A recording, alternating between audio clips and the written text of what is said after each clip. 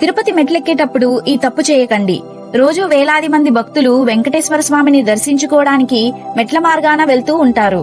కానీ చాలా మందికి తెలియని విషయం ఏంటంటే ప్రతి మెట్టు మీద ఇరువైపులా 2 వైష్ణవ దూతలు ఉంటారు. వాళ్ళు ప్రతి భక్తుణ్ణి గమనిస్తూ ఉంటారు. అసలు వాళ్ళు మెట్లపైన ఎందుకు ఉంటారంటే పూర్వం ఈ వైష్ణవ దూతలు కూడా మనుషుల్లాగా వెంకటేశ్వర స్వామిని దర్శించుకోవడానికి పోటీ పడేవారు.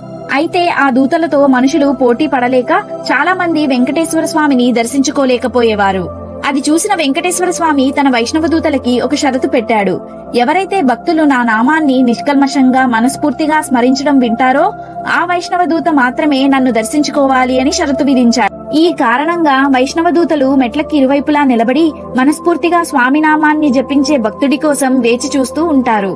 ఏ భక్తుడైతే మనస్ఫూర్తిగా నామాన్ని జపిస్తూ కొండెక్కుతాడో అతని చుట్టూ వందలాది మంది వైష్ణవ దూతలు వచ్చి ఆ భక్తుణ్ణి జాగ్రత్తగా కాపాడుతూ స్వామివారి దర్శనమయ్యే వరకు తనతోనే ఉండి ఆ భక్తుణ్ణి ఎటువంటి ఆటంకం రాకుండా చూసుకుని అతను కొండ దిగాక